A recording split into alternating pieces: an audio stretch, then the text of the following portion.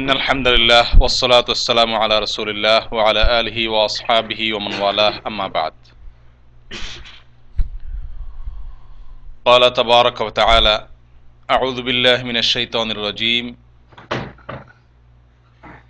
هو الذي أنزل السكينة في قلوب المؤمنين ليزدادوا إيمانا مع إيمانهم ولله جنود السماوات والأرض وكان الله عليما حكيما وقال تبارك وتعالى إنما المؤمنون الذين إذا ذكر الله وجلت قلوبهم وإذا تليت عليهم آياته زادتهم إيمانا وعلى ربهم يتوكلون وقال تبارك وتعالى ما أنزلت سورة فمنهم من يقول أيكم زادته هذه إيمانا فأما الذين آمنوا فزادتهم إيمانا وهم يستبشرون সম্মানিত শ্রদ্ধাভাজন বাংলা ভাষাভাষী ভাইরা, আল্লাহ তাআলা আমাদের সকলকে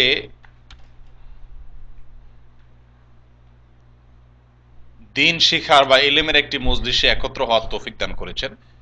এটা সন্দেহাতীতভাবে আমাদের প্রতি আল্লাহ তাআলার ভালোবাসার একেবারে সুস্পষ্ট স্বাক্ষর বহন করে, প্রমাণ বহন করে। আল্লাহ তাআলা আমাদেরকে ভালোবাসেন, সেজন্যই দ্বীনের মজলিসে আসার তৌফিক দিয়েছেন। ইরশাদ হচ্ছে মান ইউরিদিল্লাহু বিহি খায়রান ইউফাক্কিহু ফিদ্দীন। আল্লাহ তাআলা যার ভালো চান, যার মঙ্গল চান, তাকে আল্লাহ তাআলা ফিকহ ফিদ্দীন দান করেন। ফিকহ ফিদ্দীন মানে কি? কে বলতে পারবেন? ফিকহ ফিদ্দীন আল্লাহ দান করেন, যাকে আল্লাহ ভালোবাসেন, পছন্দ করেন, আল্লাহ তাকে দ্বীনের ফিকহ দান করেন। মানে কি? দ্বীনের জ্ঞান দান করেন, দ্বীনের বুঝ দান করেন, জ্ঞান দান করেন। আমরা এখানে এসেছি, অন্য কোনো উদ্দেশ্য আমাদের নেই। দ্বীন সম্পর্কে কিছু কথা বোঝার জন্য, দ্বীন সম্পর্কে কিছু কথা জানার জন্য, ফিকহ ফিদ্দীন হাসিল করার জন্য আমরা এখানে এসেছি। আর হাদিসে এসেছে, যাকে আল্লাহ পছন্দ করেন, ভালোবাসেন, তাকে আল্লাহ তাআলা দ্বীনের ফিকহ দান করেন বা ফিকহ ফিদ্দীন, দ্বীন সম্পর্কিত নলেজ এবং জ্ঞান বুঝ দান করেন। তাহলে কি আমরা উপসংহারে বলতে পারি যে আল্লাহ তাআলা আমাদেরকে ভালোবাসেন বিধায় এখানে এনেছেন? বলতে পারি কিনা? শুকর আল্লাহ তাআলার যে তিনি তার ভালোবাসার লোকদের ভিতরে আমাদেরকে শামিল করেছেন, সেজন্য দ্বীনের ফিকহ এর মজলিসে আসার তৌফিক দিয়েছেন। আমি শুকরিয়া জানাই আমার অত্যন্ত প্রিয় ব্যক্তিত্ব ফজিলাতুল শেখ মাহবুব হাফিজাহুল্লাহর প্রতি, যে তিনি এই মজলিসকে এই পর্যায়ে আনার জন্য বহু পরিশ্রম করেছেন, করে থাকেন। আল্লাহ তাআলা তার এর জন্য উত্তম বিনিময় যেন দান করেন। আমরা প্রবাসে আপনজন থেকে হাজার হাজার মাইল দূরে, এখানে আমাদের নিকট আত্মীয় তেমন কেউ নেই বললেই চলে। ডিউটি পরবর্তী অবসর সময়টুকু পরিপূর্ণই আমার। এগুলো আমার পরিবারের কোনো সদস্যকে তেমন একটা দিতে হয় না, পুরাটাই আমার। আমরা ইচ্ছা করলে এই সময়টাতে অনেক অনেক কল্যাণ অর্জন করতে পারি। শুধুমাত্র কোরআনের দেশে এসে, মুহাম্মদ সাল্লাল্লাহু আলাইহি সাল্লামের দেশে এসে, সাহাবীগণের দেশে এসে, নবীগণের দেশে এসে শুধুমাত্র কয়টা রিয়াল কামাই নিয়ে গেলাম, এটা তো বহুত বড় লস প্রজেক্ট হয়ে গেল। আমরা এখান থেকে রিয়ালের পাশাপাশি যে জিনিসটা কামাইতে পারি, সেটা হচ্ছে কোরআনের দেশ থেকে কোরআন এবং হাদিসের ইলমটা নিয়ে যেতে পারি। যে সুযোগ এবং সময় আমাদের হাতে আছে, এই সুযোগ এবং সময় আমাদের কিন্তু দেশে বা অন্য কোথাও আমাদের দ্বারায় এই সুযোগটা বের করা সহজ নয়। বিধায় আল্লাহ তাআলা এই লক্ষ লক্ষ প্রবাসীদের মাঝে আমাদেরকে যে দ্বীনের জন্য, দ্বীন বুঝার জন্য, জানার জন্য কিছু সময় বের করার তৌফিক দিয়েছেন, এটা নিঃসন্দেহে আমাদের সৌভাগ্যের কারণ। প্রিয় দিনী ভাইরা, দ্বীন সম্পর্কে বুঝা এবং জানা এটা অত্যন্ত জরুরি একটা বিষয়। আমরা কিন্তু বেশিরভাগ মানুষই জন্মসূত্রে মুসলিম। ইসলামের শাখাগত বিষয় তো দূরের কথা, মোটা মোটা মেইন কথাগুলো যেগুলা, এগুলো যদি আমরা জিজ্ঞাসা করি নিজেকে, তো দেখতে পাবো যে বেশিরভাগ কথারই উত্তর আমি নিজেই দিতে পারি না। তার মানে দ্বীন সম্পর্কে আসলে যতটুকু জানা দরকার ততটুকু কিন্তু আমরা জানি না। আর এই জানার জন্যই এই মজলিসটা, গতানুগতিক ওয়াজ বা মাহফিল না। এক একদিন এক একটা বিষয়ের উপর নিশ্চয় আলোচনা হয়, এখান থেকে আমরা কিছু জিনিস শিখতে পারি। এগুলো যদি আমরা নিজেরা আবার পর্যালোচনা করি, আমাদের মনের ভিতরে ওটা ইনশাল্লাহ স্থির হয়ে যাবে, বসে যাবে। আসুন এরই ধারাবাহিকতা আজকে আমরা আলোচনা করি ইমানের একটা বিষয়কে নিয়ে, একটা শাখাকে নিয়ে। ইমান কিসে বাড়ে, ইমান বাড়ার, ইমান বৃদ্ধি হওয়ার কারণগুলো কি কি। আল্লাহ তাআলা আমাদের সকলকে একটা সম্পদ দিয়ে দিয়েছেন, ইমান। আমরা সবাই ইমানদার আল্লাহর মেহেরবানিতে। কিন্তু দুঃখের বিষয় হলো ইমান আনছি, আমরা সবাই জানি যে আমরা ইমান আনয়ন করছি, আমরা সকলে ইমানদার, এটুকু আমরা জানি। হ্যাঁ, আমি ইমান তো আনছি আল্লাহর প্রতি, রসুলের প্রতি, আখিরাতের প্রতি, পরকালের প্রতি, ফেরেশতাদের প্রতি, আসমানি কিতাবের প্রতি, সবই তো বিশ্বাস করি আমি। বিশ্বাস তো আমার আছে, ইমান তো আমার আছে। বাস, ইমান আছে এটুকু আমরা জানি। কিন্তু এটুকু জানি না যে ইমান যেটুকু আছে ওইটাকে আমি আরো বাড়াইতে পারি, আরো শক্তিশালী করতে পারি, আরো মজবুত করতে পারি, আরো সুদৃঢ় করতে পারি। এই ধারণাটুকু আমাদের অনেকের নাই। যার কারণে যে কোনো জিনিসের রক্ষণাবেক্ষণ না হলে ওই জিনিসটা কিন্তু আস্তে আস্তে আস্তে আস্তে আস্তে আস্তে দুর্বল হয়ে যায় বা কমে যায় বা একসময় শেষ হয়ে যায়। ঠিক কি ঠিক না? যত দামি সম্পদই হোক, ওইটা যদি রক্ষণাবেক্ষণটা ভালোভাবে না হয়, ওইটার হেফাজতের জন্য যদি যথোপযুক্ত চেষ্টা করা না হয়, তাহলে কিন্তু একসময় ওই জিনিসটা আস্তে আস্তে পুরান হয়ে যায়, নষ্ট হয়ে যায়, ধ্বংস হয়ে যায়। মানুষের ইমানও কিন্তু এরকম, এর রক্ষণাবেক্ষণ করতে হয়। কি কিভাবে রক্ষণাবেক্ষণ করলে, কোন কোন দিক থেকে ইমানের হেফাজত করলে, খোঁজ খবর নিলে, এর একটু কেয়ার করলে ইমানটা বাড়ে, এই সম্পর্কে আমাদের আজকে আলোচনা ইনশাআল্লাহ। কি বলেন, দরকার আছে কি নাই জানাটা? প্রিয় দিনী ভাইরা, আমরা সবকিছুই বাড়ানোর চেষ্টা করি, বিশেষ করে যেটা আমার উপকারে আসবে এরকম জিনিসটা বেশি হোক, এটা আমরা চাই কি চাই না? সম্পদ আল্লাহ পাক রব্বুল ইজ্জাতের দেওয়া নেয়ামত আমাদের প্রতি, আমরা কি সম্পদ বাড়ুক এটা চাই না? সুখ আল্লাহ তাআলা থেকে দেওয়া নেয়ামত, আলহামদুলিল্লাহ আমরা সবাই সবাই কোনো না কোনো ক্ষেত্রে কি আছি? সুখে আছি। দুঃখেরও অনেক দিক আছে, কিন্তু সুখেরও অনেক দিক আছে। কারো স্বাস্থ্যের দিক থেকে সে সুখী, কারো অর্থের দিক থেকে সে সুখী, এক একজন এক এক দিক থেকে সুখী। আমাদের সুখ যেটুকু আমরা পেয়েছি আল্লাহর পক্ষ থেকে, ওইটুকুর উপরেই কি আমরা তুষ্ট হয়ে বসে থাকি, নাকি সুখটাও আরো যেন বাড়ে সে চেষ্টা করি? প্রিয় দিনী ভাইরা, ছোটবেলায় আমরা যে পরিমাণ সম্পদের মালিক ছিলাম, আজ থেকে 20 বছর আগে আমরা সবাই, এখন কি আমরা সে অবস্থায় আছি না আরেকটু বাড়ছে? কি বলেন? সৌদি আরব আসার আগে বা আরো 10, 15, 20 বছর আগে আমাদের অর্থনৈতিক যে অবস্থা ছিল, আমি যে পরিমাণ টাকা পয়সা মালিক ছিলাম, এখন কি সেরকম আছে না আরেকটু বাড়ছে? কারো কারো কমতেও পারে, কিন্তু সেটা সংখ্যা একেবারেই ক্ষীণ, কম। আচ্ছা, আপনাদের মধ্যে আমি জানতে চাই, 10-15 বছর আগে আপনি যত টাকার মালিক ছিলেন, এখন আরো নিচের দিকে নামছে, ডাউন হয়েছে, কমছে, বাড়ে নাই, এরকম কেউ থাকলে হাত তোলেন। 15-20 বছর আগে যে পয়সা কড়ির মালিক ছিলেন আপনি, এখন তার চাইতে অনেক কম। আগে তখন আপনি লাখপতি ছিলেন, এখন হাজারপতি হয়ে গেছে, নেমে গেছে। এরকম থাকলে হাত তোলেন। একজনও নাই? শিওর? সুবহানাল্লাহ ওয়া বিহামদিহি। তার মানেটা কি?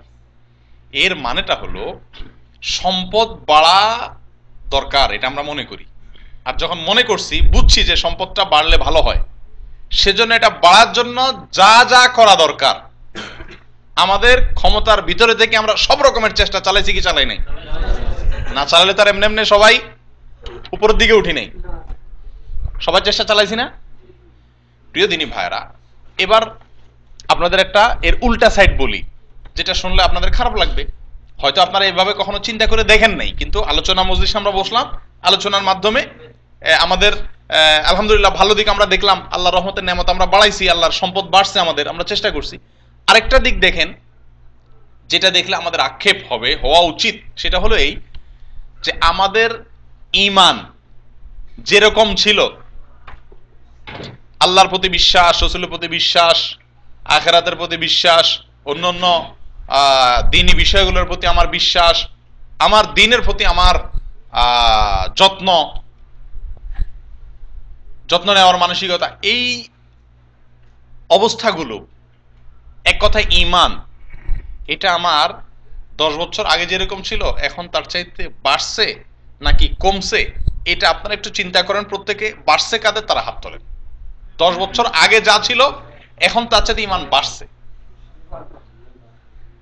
বুঝছেন তো সবাই? ঠিক আছে, আপনার সবার ঈমান বাড়ছে মাশাআল্লাহ। মাপলেন কি দিয়া বলেন? এই যে বাড়ছে, মাপলেন কি দিয়া? যে কেউ একজন বলেন অন্তত, যে আপনার ঈমান যে 10 বছর আগে থেকে এখন বাড়ছে, আপনি কিভাবে বুঝলেন? জি বলেন আব্দুল ভাই। আগে জামাতে নামাজের প্রতি অবহেলা ছিল, এখন জামাতে নামাজটা মনে করেন পড়ার জন্য চেষ্টা এবং জামাতে পড়তে পারতেছি আলহামদুলিল্লাহ।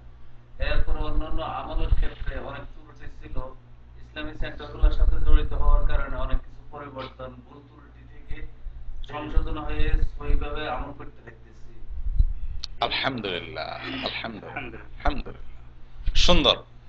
আগে জামাতে নামাজের প্রতি এতটা গুরুত্ব ছিল না, এখন গুরুত্ব হয়। এখন জামাতে নামাজ ছুটলে মনে কষ্ট হয়, ব্যথা অনুভব হয়, তার মানে কি আমার ঈমান বাড়ছে।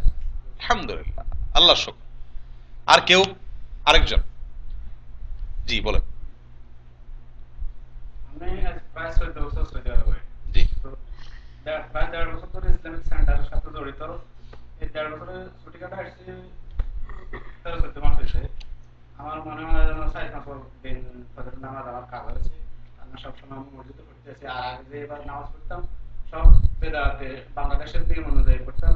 এখন এখানে আসার পরে আলহামদুলিল্লাহ আমি এখানে যে সহিহ হাদিসগুলো, বুখারী শরীফের হাদিস, কোরআনের তাফসীরও পড়তে আছি মাঝে মাঝে, ওইগুলো অনুযায়ী আলহামদুলিল্লাহ আমি ঠিকভাবে আমি আপনার আমল বাড়ছে কিনা? আমল পাইছি। আগে ফজর নামাজ আমি মনে করতাম যে সৌদি আরবে ফজর নামাজ পড়াটা মানুষ পড়ে না, অনেকে সাধারণ মধ্যে 4-5 জন। এখন আলহামদুলিল্লাহ আমি ফজর নামাজ রীতিমতো পড়ে। মানুষ পড়ে না, আমি মনে করি আপনিও পড়তেন না। যে আল্লাহ আপনাকে মাফ করুক।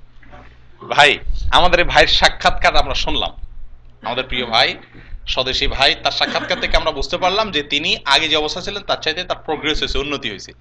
আমি কিন্তু আপনাদের কাছ থেকে এই ইতিবাচক জবাব পাবো এই আশা আমার ছিল না, আমার আশার ব্যতিক্রমটা হয়েছে আলহামদুলিল্লাহ। আমি মনে হচ্ছে বেশি মানুষ বলবেন যে না, ঈমানের লাইনে অগ্রগতি হয় নাই। আচ্ছা, এবার আরেকটা প্রশ্ন করি, এই প্রশ্নে হয়তো অনেকে আটকা পড়ে যাবেন। সেটা হলো এই, আপনারা ছোটবেলায় যেই কয়টি সূরা মুখস্থ ছিল বা করেছেন, এখন তার মধ্যে আরো কিছু সূরা যোগ হয়েছে, অথবা যতটুকু শুদ্ধ করে ছোটবেলা জানতেন এখন আরেকটু বেশি শুদ্ধ হয়েছে, এরকম কারা আছেন তারা হাত তোলেন। সংখ্যা একটু কমে গেছে না? জি, নামার হাত। এভাবে আমরা যদি একটা একটা করে চেক করলে দেখব যে আমাদের দুনিয়াবি যে দিকটা, পার্থিব যে দিকটা, এই দিকটার সব দিক থেকে আমরা উন্নয়নের চেষ্টা করেছি এবং বেশিরভাগ দিক থেকে উন্নয়ন আমাদের হয়ে গেছে। দিনের বিষয়ে মোটের উপরে হয়তো আলহামদুলিল্লাহ দিনের ক্ষেত্রে আমাদের আগ্রহ হয়েছে, কিছু জিনিস বাড়ছে, কিন্তু অনেক জিনিস আমরা খুঁজে পাবো যে দিক থেকে আমরা পিছিয়ে আছি, বরং কমছে অথবা আগের লেভেলেই আছে। ঠিক কি ঠিক না? ওই মক্তবে কার হিসাবে যে সূরাগুলো মুখস্থ করা দিছে, 5টা সূরা বা 4টা সূরা বা 6টা সূরা, ওইগুলাই মুখস্থ আছে, আর যোগ হয় নাই। বেশিরভাগ মানুষের এই অবস্থা না? যেরকম শিখছি এটা সঠিক শিখলাম না ভুল শিখলাম, একটু চেক করা, একটু যাচাই বাছাই করা, ওইটাকে ঝালাই করা, একটু সহিশুদ্ধ করা, এর চেষ্টাটা বেশিরভাগ মানুষের হয় নাই। ঠিক কি ঠিক না? তাহলে আমরা দিনের ক্ষেত্রে উন্নতির ব্যাপারে ততটা আমাদের সচেতনতা নাই। দুনিয়ার ব্যাপারে উন্নতির ব্যাপারে যতটা কি আছে সচেতনতা আছে, অথচ দিন সম্পর্কে আমাদের নিজেদের উন্নতির জন্য আর একটু বেশি চিন্তা করা দরকার না? কেন দরকার? কে বলতে পারবেন? বলেন। দিন সম্পর্কে আমরা সচেতন হবো এই নিয়তে যে আল্লাহর পাকড়াও থেকে আল্লাহর কাছে হিসাব দিতে হবে, এই জন্য আমরা দিনে অগ্রগামী হলে হিসাব দিতে আমাদের সহজ হবে। জি বলেন। আল্লাহ তাআলা আমাদের সৃষ্টি করেছেন তার ইবাদতের জন্য। অতএব তার ইবাদত করতে হলে এই জ্ঞান অর্জন ছাড়া করা যাবে না।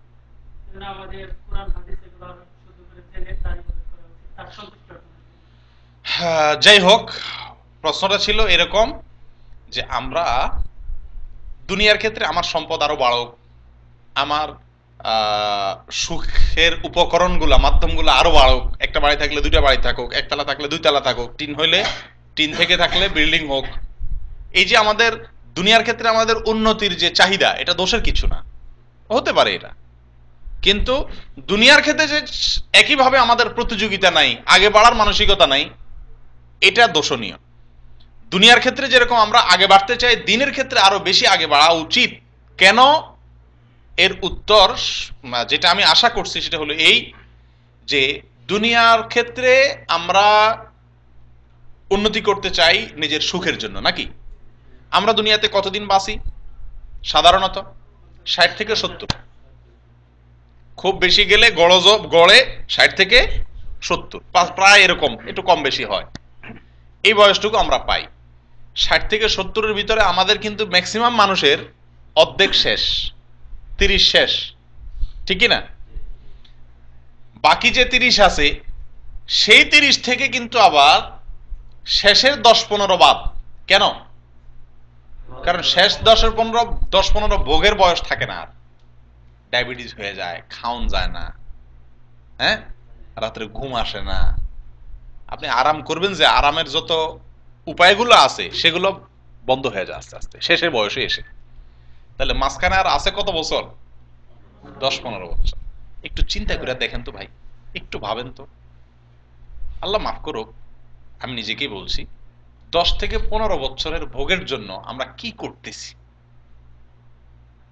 মূলত কিন্তু 30, বেশিরভাগ মানুষের 30, 25, 30-এর নিচে তো খুব কম। এখানে 30 মনে করেন চলে গেল, 10-15 শেষে বাদ গেল, মাঝখানে ধরেন আর 15 বছর। আপনারা যদি আজকে জানাই দেওয়া হয় যে আর মাত্র 15 বছর পরে তুমি মারা যাবা, নিশ্চিত ফাঁসি হয়ে যাবে, এটা যদি আমরা জানি শিওর, তাহলে কিন্তু 15 বছরের জন্য আমাদের তেমন কোনো কি থাকবে না, মাথা ব্যথা থাকবে যে আর কি হবে ঘর বাড়ি করে, কি হবে আর বিল্ডিং করে, জেলে থাকতে 15 বছরের পরে যায় শেষ, আর কি দরকার, খালাস খাই দেয় কোনো মাল আল্লাহ করে জীবন কাটাই, ঠিক না? তো আপনার বয়সও তো সে 15 বছরই বাস্তবে, কিন্তু আমরা কখনো সেভাবে চিন্তা করে বা ভেবে দেখিনি। প্রিয় দিনী ভাইরা, আখেরাতে কত বছর মানুষকে থাকতে হবে মৃত্যুর পরে? শুরু আছে, শেষ নাই। যেই কালের শুরু আছে শেষ অনন্তকাল। অনন্ত মানে অশেষ কাল, যে কালের কোনো শেষ নাই। প্রিয় দিনী ভাইরা, সেই জীবনটা আমাদের সামনে আসছে নাকি আসছে না? কেউ আমরা এড়াইতে পারবো? সেই জীবনকে কেউ ডিনাই করার কোনো সুযোগ আছে যে আমি জীবনে যাব না? আছে? পৃথিবীতে আমাদের চোখের সামনে কত মানুষ ছিলেন, তারা আজকে নাই। আমরা সবাই জানি যে আমরাও কেউ থাকবো না। এই বাস্তবতাটুকু জানার পরেও আমি আমার দুনিয়ার উন্নয়নের জন্য চেষ্টা করি, কোনো দোষের কিছু নয়। কিন্তু প্রিয় ভাইরা, দিনের উন্নয়নের জন্য আপনার চেষ্টা যদি না থাকে, এটা কত বড় নির্বুদ্ধিতা, কত বড় বোকামি। 15 বছর 20 বছর হায়াতের জন্য আপনার যদি এত চেষ্টা থাকে, 8 ঘন্টা 10 ঘন্টা 12 ঘন্টা ডিউটি করেন, পরিশ্রম করেন, হার্ট আর রুমে যে রেস্টের টাইমটা থাকে ওই টাইমে আবার মাথার ব্রেইনের কাজ করেন যে কিভাবে কোন জমিটা কিনলে কি হয়, কোনটা বেচলে কি হয়। তা দিনের 24 ঘন্টার 12 ঘন্টা 16 ঘন্টা ব্যয় করেন কিসের জন্য? আপনার জীবনের 15 বছরের সুখের জন্য। আর মৃত্যুর পরে যে অনন্ত অসীম জীবন আসছে, যে জীবনের শুরু আছে শেষ নাই, যে জীবনে একবার কেউ চলে গেলে আর ফিরে আসে না, যে জীবনে চলে গেলে মানুষ বলে না ফেরার দেশে চলে গেছে, না ফেরার দেশে, যে দেশ থেকে আর মানুষ ফিরে না। সেই জীবনের জন্য আমাদের প্রস্তুতিটা কেমন হওয়া দরকার? 12 ঘন্টা 16 ঘন্টা যদি 10-15 বছর জীবনের জন্য হয়, তাহলে ওই জীবনের জন্য 24 ঘন্টা আমাদের চিন্তা ভাবনা থাকা দরকার। পরিশ্রম আমরা 24 ঘন্টা করতে পারবো না, আমাদের পেট আছে, স্ত্রী পুত্র আছে, সন্তান আছে, মা বাবা আছে, তাদের জন্য পরিশ্রম করতে হবে। আমার শুধু পরকালে চিন্তা করলে হচ্ছে না, কিন্তু আমার মাথায় ধান্দাটা তো 24 ঘন্টা থাকা উচিত যে আমার পরকালের জন্য আমার পাথেও কি নিয়ে যাব। এক সাহাবী জিজ্ঞাসা করতেন, ইয়া রাসূলুল্লাহ, কিয়ামত কবে হবে? কিয়ামত, দুনিয়া সব ধ্বংস হয়ে বিচার টিচার শুরু হয়ে যাবে, কবে হবে এটা? রাসূল আকরাম সাল্লাল্লাহু আলাইহি ওয়াসাল্লাম বলেন যে খুব আগ্রহ মনে হয় তোমার, কবে হবে? কি প্রস্তুতি নিছো মিয়া? এই যে এত জিজ্ঞাসা করতেছো, তোমার মনে হয় যে তুমি এটার জন্য খুব প্রিপারেশন নিয়ে নিছো, কি প্রস্তুতি নিছো কিয়ামতের জন্য? ওই সাহাবী অবশ্য আরো চমৎকার উত্তর দিয়েছিলেন। উনি বলছেন, ইয়া রাসূলুল্লাহ, আমি কিচ্ছুই জোগাড় করতে পারি নাই, তবে একটা পুঁজি আমার আছে, যেটার উপর আমার ভরসা আছে ইনশাআল্লাহ, আখিরাতে পরকালে আমার ধরা খাওয়া লাগবে না। রাসূল আকরাম সাল্লাল্লাহু আলাইহি ওয়াসাল্লাম, কি পুঁজি সেটা তোমার? বলে, আমি আল্লাহ এবং তার রাসূলকে প্রাণের চেয়ে বেশি ভালোবাসি। আল্লাহ এবং রাসূলকে ভালোবাসি, প্রাণের চেয়ে কথাটা নাই, কিন্তু ভালোবাসা মানেই হলো এটা, আল্লাহ এবং তার রাসূলকে ভালোবাসি। রাসূল আকরাম সাল্লাল্লাহু আলাইহি ওয়াসাল্লাম বলেন যে তোমার এই ভালোবাসাটুকুই তোমাকে কি করবে, জান্নাতে পৌঁছে দিবে, মুক্ত করে দিবে জাহান্নাম থেকে। প্রিয়দিনী ভাইরা, আল্লাহ তাআলা আমাদের সকলকে দুনিয়াতে উন্নতি দান করুক, আল্লাহ তাআলা আমাদের দ্বীনের ক্ষেত্রে উন্নতি দান করুক, আল্লাহ তাআলা আমাদের সম্পদে, সন্ততিতে, সুখে, সবকিছুতে আল্লাহ তাআলা বরকত দান করুক, আল্লাহ আমাদের ঈমানকেও বৃদ্ধি করে দেন, আমাদের আখিরাতের পুঁজিকেও আল্লাহ বাড়ায় দেন। আল্লাহ আমাদেরকে দুনিয়াতে যেমন সুখ আমরা আশা করি, এরকম আখিরাতের সুখের জন্য এরকম লালায়িত হওয়ার তৌফিক আল্লাহ তাআলা দান করুন। প্রিয়দিনী ভাইরা, বলছিলাম ঈমান বাড়া নিয়ে কথাগুলো আসলো, যে সম্পদ বাড়ার চিন্তা করি, সবকিছু বাড়ার চিন্তা, ঈমান যে বাড়ে এটা হয়তো অনেকে জানতাম না। আর যদি বাড়ে তাহলে কিসে বাড়ে সেটা আমরা জানার চেষ্টা করতাম না। ভাই ওই মানুষ যখন জোয়ান ইয়াং পোলাপান থাকে, আমি নিজে যখন একেবারে বেশি ইয়াং ছিলাম, দাড়ি মোছা এখনো গজায় নেই, তখন মনে হয়তো ইস মোছ ওঠে না কেন, দাড়ি উঠে না কেন, এরকম একটা গরজ থাকে না, একটা বয়স থাকে না মানুষের, সে বয়সে কি থাকে, ইস দাড়ি মোছ গজায় না কেন, মানে দাড়ি মোছ গজালে আমি একটু বেটা বেটা পুরুষ পুরুষ ভাব আমার আসবে, একটু সবাই তুই তুই করে কয়, তখন একটু কেউ কেউ আপনি করে বলবে, সমান মানুষ বাড়ার চেষ্টা করেন, আগ্রহ থাকে না একটা। কিন্তু ঈমানের ব্যাপারে আমরা একজন ঈমানদার হিসেবে কখনো আমাদের মনের ভিতরে এই আগ্রহটা কি জন্মিছে বেশিরভাগ মানুষের, যে আমার ঈমানটা, আল্লাহর প্রতি আমার যে বিশ্বাসটা, ভালোবাসাটা, এটা আরো বাড়ায় কিভাবে, আর একটু বাড়ানো যায় কিভাবে, এটা নিয়ে আমাদের চিন্তা ভাবনা খুব একটা হয় না। আসেন আজকে আমরা আলোচনা করি কি কি কাজ করলে আমাদের ঈমানগুলো বাড়বে, মজবুত হবে। আর ঈমান বাড়লে আর মজবুত হলে কি লাভ হবে, কি লাভ হবে আখিরাতে? এক নম্বর লাভ হলো, ঈমান যখন বৃদ্ধি পাবে, মজবুত হবে, মৃত্যু পূর্ববর্তী সময়ে অনেক মানুষ আপনার বেঈমান হয়ে যায়, অনেক মানুষ ঈমান দুর্বল হওয়ার কারণে শেষ মুহূর্তে যায়া ঈমানটা টিকাইতে পারে না। মজবুত ঈমান হলে ইনশাআল্লাহ আমার জীবনে কোনো পরিস্থিতিতে আমার ঈমান কি হবে না, টলমল হবে না। যখন ঈমানটা মজবুত শক্তিশালী হয়ে যাবে, তখন ইনশাআল্লাহ মৃত্যু পর্যন্ত আমি নির্ভয়ে থাকতে পারি যে আমার ঈমান কি আছে, মজবুত আছে, আল্লাহর মেহেরবানিতে কোনো টলমল নাই। এটা হলো একটা লাভ, ঈমান বৃদ্ধি পাইলে। দ্বিতীয় লাভ হলো, ঈমান যখন বাড়বে তখন আমল সহজ হবে। আপনার অন্তরে যখন আল্লাহর প্রতি বিশ্বাস পোক্ত হবে, তখন আমল করা কি হবে, সহজ হবে।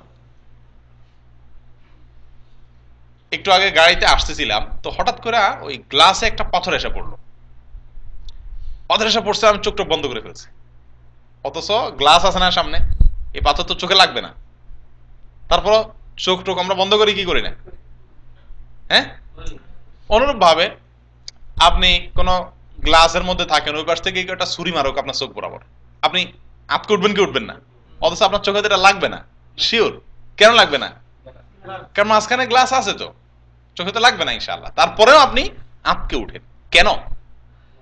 কারণ আপনার বিশ্বাসটা মজবুত, যে চোখ বরাবরই তো আসতেছে। বিশ্বাস যখন মজবুত হয়, তখন সে অনুযায়ী কাজ মানুষের করা সহজ হয়।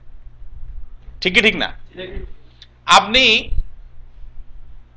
যখন বিশ্বাস করবেন দৃঢ়ভাবে কি, যে আমেরিকা গেলে আমার সুখ হবে, টাকা পয়সা পাবো, তখন আপনি যে কোনো আমেরিকা যাওয়ার চেষ্টা করবেন, করবেন না। আর যদি মনে হয় যে অমুক দেশে, সেখানে গেলে আমার লাভ হইতেও পারে, না হইতে পারে, বিশ্বাস লাভ যে হবে, বিশ্বাস যদি মজবুত না হয়, তাহলে আপনি তার জন্য চেষ্টাও কি সেভাবে করবেন না। ঈমান যখন মজবুত হবে, তখন তার জন্য মানুষের আমল করার আগ্রহ মানুষের মনের ভিতরে কি হবে, সৃষ্টি হবে।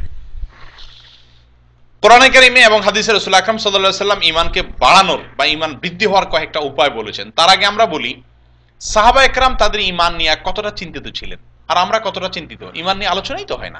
এই যে শেখে ডেকে ডেকে ডেকে আমাদেরকে আনে, বিভিন্ন ভাইরা দাওয়াত দিয়ে দিয়ে আমাদেরকে উপস্থিত করে, আমরা মনে করি এদের বোধহয় এখানে কোনো বেনিফিট বা মুনাফা আছে, আমি গেলে মনে করি আমি হেসান করলাম তাদের প্রতি, এরকম একটা ভাব আমাদের মনের ভিতরে আসে।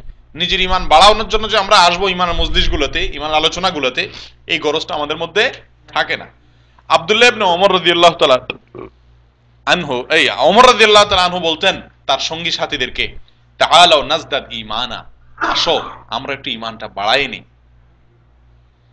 কখনো কখনো আব্দুল্লাহ ইবনে মাসউদ রাদিয়াল্লাহু তাআলা আনহু বলতেন, ইজলিসু বিনা নাজদাদ ঈমানান, আসো আমার কাছে বসো, আমরা সবাই মিলে বসে একটু ঈমানকে বাড়ানোর চেষ্টা করি। এবং তিনি দোয়ায় আল্লাহর কাছে দোয়া করতেন, আল্লাহুম্মা জিদনি ঈমানান ওয়া ইয়াকিনান ওয়া ফিকহা, আল্লাহ দ্বীনের ফিকহ, দ্বীনের বুঝ, নলেজ আর ঈমান আর বিশ্বাস এটা আমাকে বাড়াইয়া দাও। উনি দোয়া করতেন। হযরত মুআয ইবনে জাবাল রাদিয়াল্লাহু তাআলা আনহু বলতেন, সহিহ বুখারীতে আসছে, ইজলিস বিনা নুমিনু সাআতান, এসো হে আমার সঙ্গীরা সাথীরা, অন্য সাহাবীদেরকে ডাকতেন, আসো বসো কিছু সময়, আমরা কিছু সময় ঈমানের কথা ঈমান আনয়ন করি কিছু সময়। তাহলে বোঝা গেল সাহাবা একরাম ঈমান বাড়ানোর জন্য কি করতেন? চেষ্টা করতেন। ঈমান বাড়ানোর প্রথম উপায় হলো আল্লাহর জিকির বেশি করে করা, অধিকারে আল্লাহর জিকির করা। অধিকারে কি করা ভাই? আল্লাহর জিকির করা। আল্লাহর জিকিরের ফলে মানুষের ঈমান স্থির হয়, মজবুত হয়, শক্তিশালী হয়, বাড়ে। আল্লাহর জিকির বলতে কি বোঝায়? আল্লাহর জিকির বলতে অনেক লম্বা কথা এর ভিতরে চলে আসে আল্লাহর জিকিরের ভিতরে। সাধারণত আমাদের দেশে জিকির বলতে বুঝি আমরা আল্লাহ আল্লাহ আল্লাহ, লা ইলাহা ইল্লাল্লাহ, ইল্লাল্লাহ ইল্লাল্লাহ, মুখে জিকির করা, এটাকে আমরা কি মনে করি? জিকির মনে করি। শুধু এটাই জিকির নয়, আল্লাহর স্মরণ হয় বা আল্লাহর স্মরণার্থে যে কোনো কাজ করা হয় সবই আল্লাহর জিকির। কেউ যদি সালাত ৫ ওয়াক্ত নামাজ পড়ে, এটাও আল্লাহর স্মরণে করে, আল্লাহর ভয়ে করে, আল্লাহ করতে বলেছেন তাই করে, তাহলে আল্লাহর স্মরণার্থে যেহেতু হচ্ছে ওইটাও কি আল্লাহর জিকির। সবগুলো আল্লাহর জিকির। তো যে ব্যক্তি বেশি বেশি আল্লাহর জিকির করবে, অন্তরে আল্লাহর স্মরণ করবে, এটাও এক প্রকারের জিকির। কাজে আল্লাহর কথা স্মরণ হয় এরকম কাজ করবে, সেটাও আল্লাহ এক জিকির। আর মুখে আল্লাহর কথা বলবে, এটাও জিকির। এই ৩ প্রকার জিকির মধ্যে শামিল। যে ব্যক্তি জিকির করবে তার ঈমান বাড়বে। দলিল কি? আল্লাহ তাআলা সূরা রাদের ২৮ নম্বর আয়াতে বলেছেন, ওয়াল্লাযীনা আমানু, আর যারা ঈমান এনেছে, ওয়াতাতমাইন্নু কুলুবুহুম বিযিকরিল্লাহ, তাদের অন্তরে শান্তি আসে আল্লাহ স্মরণ করলে। আলা বিযিকরিল্লাহি তাতমাইন্নুল কুলুব, আর জেনে রাখো আল্লাহর জিকির বা আল্লাহর স্মরণের ফলে কি হয়? অন্তর প্রশান্ত হয়ে যায়, অন্তর স্থির হয়ে যায়, অন্তর শান্তি পায়, ঈমান মজবুত হয়। রাসূল আকরাম সাল্লাল্লাহু আলাইহি ওয়াসাল্লাম ইরশাদ করেছেন, আবু মুসা আশআরী রাদিয়াল্লাহু আনহু হাদিসে আসছে, আমাদের থেকে বর্ণিত, মাসালুল্লাযী ইয়াযকুর রাব্বাহ ওয়াল্লাযী লা ইয়াযকুর রাব্বাহ মাসালুল হাইয়্যি ওয়াল মাইয়িত। বুখারীর হাদিস। রাসূল আকরাম সাল্লাল্লাহু আলাইহি ওয়াসাল্লাম বলেছেন, যে ব্যক্তি আল্লাহকে স্মরণ করে আরেকজন করে না, দুজনের মধ্যে ডিফারেন্স হলো একজন জীবিত মানুষের মতো, আরেকজন মৃত মানুষের মতো। বাইচা রইছে কিন্তু আল্লাহর স্মরণ নাই তার মধ্যে, সে ব্যক্তি মরা মানুষের মতো, তার অন্তরটা কেমন জানি কি মৃত, যার অন্তর আল্লাহ জিকির নেই। তাহলে ১ নম্বর উপায় হলো আল্লাহ জিকির করা। আল্লাহ জিকির করলে কি বাড়ে? ঈমান বাড়ে। আমরা যে এখানে আসলাম, এই মজলিসে আজকে আপনারা কষ্ট করে আসলেন, এটা কি আল্লাহর জিকির কিনা? জিকির না। এখানে কি আমরা কোন রাজনৈতিক দলের জিকির করার জন্য আসছি? কোন রাজা বাদশাহ জিকিরের জন্য? কারোর আলোচনা সমালোচনার জন্য? আমরা এখানে শুধুমাত্র আল্লাহ এবং তার রাসূলের কথা বলতে আসছি কি আসিনি? যার কারণে এই মজলিসটা জিকিরের মজলিস কি জিকিরের মজলিস না। অতএব জিকিরের মজলিসে আসলাম ইনশাআল্লাহ, এর ফলে আমাদের ঈমান বাড়বে। ঈমান বৃদ্ধি হওয়ার আরেকটি উপায় হলো আল্লাহ এবং তার রাসূল সাল্লাল্লাহু আলাইহি ওয়াসাল্লাম যে কাজটি করতে পছন্দ করেন, ভালোবাসেন, আমার মনের বিরুদ্ধে হলো আমি সেটাকে প্রাধান্য দেব। এই কাজটা করলে কি বাড়ে? ঈমান বাড়ে। অর্থাৎ কথার কথা, এখন একটা সুন্দর ফিল্ম দেখার সুযোগ আসছে, একটা সুন্দরী মহিলা দেখার সুযোগ আসছে, জেনা করার সুযোগ আসছে, চুরি করার সুযোগ আসছে, চিটারি করার সুযোগ আসছে, টাকা মারার সুযোগ আসছে, যে কোনো কুকর্ম করার সুযোগ আসছে। নামাজের সময় হয়েছে, এখন মনে কেউ দেখতেছে না, আমি ইচ্ছা করলে আরাম করে শুয়ে যেতে পারি, নাও পড়তে পারি নামাজ, সুযোগ আসছে গুনাহ করার। এই টাইমগুলোতে আমার মনে চাইতেছে খারাপ কাজ করতে, ওই টাইমে আল্লাহ এবং তার রাসূল যা ভালোবাসেন, পছন্দ করেন, ওইটাকে আমি প্রাধান্য দিলাম। মনে যা চাইলে ওইটাকে আমি শুনলাম না। ফজরের সময় শুয়ে থাকলাম, মনে চাইতেছে শুয়ে থাকি, কিন্তু আমি নিজেকে মনের বিরুদ্ধে যুদ্ধ করে কষ্ট করে উঠে যায় ফজর পড়লাম আল্লাহ এবং তার রাসূলকে খুশি করার জন্য। এই কাজটি করলে আমার ঈমান কি হবে? বাড়বে। মনের বিরুদ্ধে যুদ্ধ করে আল্লাহ এবং তার রাসূলের পছন্দের কাজটা করলে কি হবে? ঈমান বাড়বে। দলিল, রাসূল আকরাম সাল্লাল্লাহু আলাইহি ওয়াসাল্লাম ইরশাদ করেছেন, বুখারী এবং মুসলিমের হাদিস, সালাতুন মান কুন্না ফীহি ওয়াজাদা বিহিন্না হালাওয়াতুল ঈমান।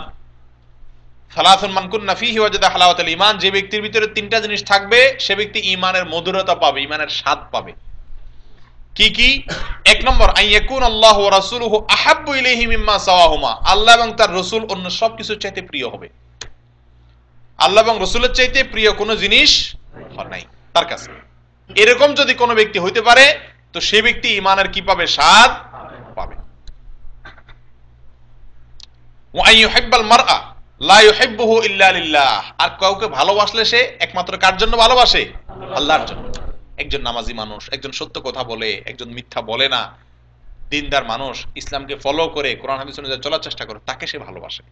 এই যে ভালোবাসাটা তার কেন ভালোবাসে? শুধু আল্লাহর জন্য ভালোবাসে। এই ভালোবাসাটুকু যার ভিতরে আছে সেও ইমানের কি পাবে? স্বাদ পাবে। 3 নম্বর, ওয়া আন ইয়াকরাহা আন ইয়াউদা ফিল কুফরি কামা ইয়াকরাহু আন ইউকযাফা ফিন নার, আগুনে তাকে ফেলে দিলে সে তার কাছে যেরকম এটা কষ্টদায়ক মনে হয়, ইমানদার হওয়ার পরে আবার কুফরিতে ফিরে যাওয়া তার জন্য এরকম কষ্টদায়ক মনে হয়। অর্থাৎ ইমানটা তার কাছে এরকম প্রিয় হয়। এরকম যদি হয় কেউ, তাহলে সে ব্যক্তি ইমানের স্বাদ পাবে। এখন একটা মজার বিষয়, ইমানের আবার স্বাদ কিরকম রে ভাই? আমরা তো জানি প্রত্যেকটা জিনিসের টেস্ট আলাদা না। আল্লাহ তাআলা পৃথিবীতে এমন কোন জিনিস বানাইছেন যে দুইটা জিনিসের টেস্ট একরকম? দেখান তো, আছে? সুবহানাল্লাহ, আল্লাহ কত বড় শক্তিশালী, কত বড় আল্লাহ তাআলা সৃষ্টিকর্তা। চিন্তা করেন, স্বাদ যে সৃষ্টি করছেন আল্লাহ তাআলা। পৃথিবীতে খাবারের যত আইটেম আছে, যত রকম খাদ্য আল্লাহ তাআলা সৃষ্টি করেছেন, তো গুণে শেষ করা যাবে না। কত প্রকার খাদ্য আল্লাহ সৃষ্টি করেছেন। এই প্রত্যেক প্রকারের খাদ্যের স্বাদ ভিন্ন ভিন্ন কিনা? যেমন পানির স্বাদ আর দুধের স্বাদ এক? দুধের স্বাদ আর ফলের রসের স্বাদ এক? ফলের রসের মধ্যে আবার অরেঞ্জের রস আর আমের রস, আপেলের রস, জামের রস, বেদানার রস, পেয়ারার রস, কলার রস, কোনটার সাথে কোনটার মিল আছে? পৃথিবীতে এমন একটি খাবারও কি দেখাতে পারবেন যে ঠিক হুবহু আরেকটা খাবারের মতো? ধারে কাছেও কি আছে? সুবহানাল্লাহ, এত প্রকার স্বাদের সৃষ্টিকর্তা কে? আল্লাহ। প্রত্যেকটা জিনিসের যেরকম আলাদা আলাদা স্বাদ আছে, ইমানেরও একটা স্বাদ আছে। ইমানের একটা কি আছে? ইমানের স্বাদ কি? ইমানের স্বাদ কে বলতে পারবেন? বলেন। কিছুটা হয়ে গেছে, কিছুটা হয়েছে, মাশাআল্লাহ। আরেকটু ধাক্কা দিলে পুরোটা হয়ে যাবে। জি, তাতে স্বাদটা কি পেলেন আপনি? শুনেন ভাই, স্বাদ কোনোদিন বইলা বুঝান যায় না। এটা আপনারা একটা অসাধ্য সাধনের চেষ্টা করছেন। কোন স্বাদ কিরকম এটা বললে কেউ বুঝাতে পারবে? এই যে উত্তর দেওয়ার চেষ্টা করছেন, তার আগে চিন্তা করলেন না যে প্রশ্নটা যে করছে স্বাদ কোনোদিন বইলা বুঝান যাবো? যদি কারো বলে আচ্ছা অরেঞ্জের স্বাদ কেমন, আমারটা বুঝান, আমি জীবনে অরেঞ্জ খাই নাই, একটু স্বাদটা কেমন? সম্ভব কেউ এটা বুঝে? পৃথিবীর সবচেয়ে বড় বক্তারা যদি আয়না বলা দেয় আপনি একটু বুঝান তো 2 ঘন্টা লেকচার দিয়া, এর 14 গোষ্ঠী যদি বক্তৃতা দেয়, সারা দুনিয়ার সব বক্তারা মিলে বক্তৃতা দেয়, বুঝানো সম্ভব যে জিলাপি খানে তারা জিলাপির স্বাদ? সম্ভব?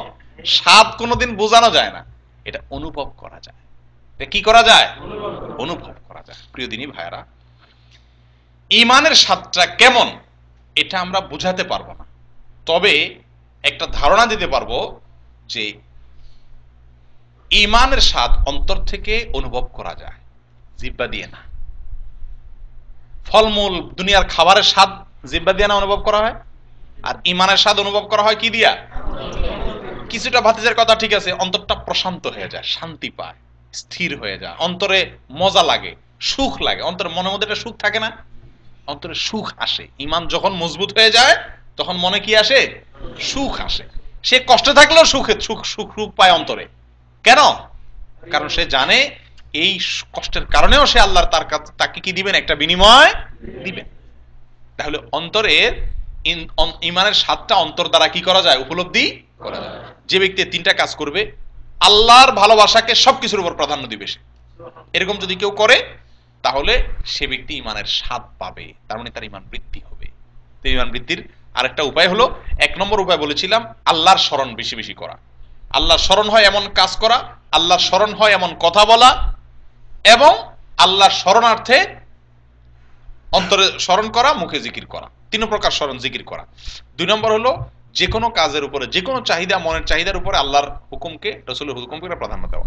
3 নম্বর আসেন জিকির এবং এলেমের, আল্লাহকে নিয়ে আলোচনা হয় এরকম মজলিসে বেশি বেশি যাওয়া। এরকম মজলিসে গেলে, বেশি বেশি গেলে, আগ্রহ থাকলে, এরকম মজলিসে যাওয়ার আগ্রহ থাকলে তার ঈমান বাড়ে। এরকম মজলিসে আসলে ঈমান কি বাড়ে। দেখেন হযরতে হানজালাহ রাদিয়াল্লাহু তাআলার একটা ঐতিহাসিক হাদিস আছে, আপনারা অনেকে হয়তো শুনছেন হাদিসটা, আর না শুনে থাকলে ভালো করে শুনে নেন। সেটা হলো এই, হানজালাহ রাদিয়াল্লাহু তাআলা আনহু একবার রাস্তা দিয়ে যাচ্ছিলেন, ওনার সঙ্গে দেখা কোন সাহাবীর বলেন তো? আবু বকর রাদিয়াল্লাহু তাআলা আনহু দেখা হয়েছিল। দেখা হলে উনি আবু বকর রাদিয়াল্লাহু তাআলাকে উনি অস্থির হয়ে যাচ্ছিলেন, খুব মন খারাপ, ছুটাছুটি করে। আবু বকর রাদিয়াল্লাহু বলেন যে ভাই থামো থামো, কি হয়েছে, কই এরকম ছুটে যাইতেছো? বলে যে ভাই নাফাকা হানজালা, কথা বলো না ভাই, কথা বলার টাইম নেই। হানজালা মুনাফিক হয়ে গেছে, নিজেকে নিজে বলতেছে, নিজের নাম ধরে বলতেছে হানজালা কি হয়ে গেছে? মুনাফিক হয়ে গেছে। মুনাফিক মানে কি? মুখে একটা মনে আরেকটা। হানজালার ঈমান নাই, হানজালা মুনাফিক হয়ে গেছে। রাসূলের কাছে যাচ্ছে, বলেছে বলো কি ভাই, মুনাফিক হয়ে গেছে কেমনে? তুমি বলেন যে ভাই রাসূলের মজলিসে যখন যাই তখন মনে হয় শুধু আখিরাতের জন্য সবকিছু করব, শুধু কবরের জন্য, আমার আখিরাতের জন্য, আমার জান্নাতের জন্য, আমার পুলসিরাতের জন্য, আমার মিজানের জন্য আমি সবকিছু করব, দুনিয়ার ব্যাপারে অতিরিক্ত তেমন কিছু করব না।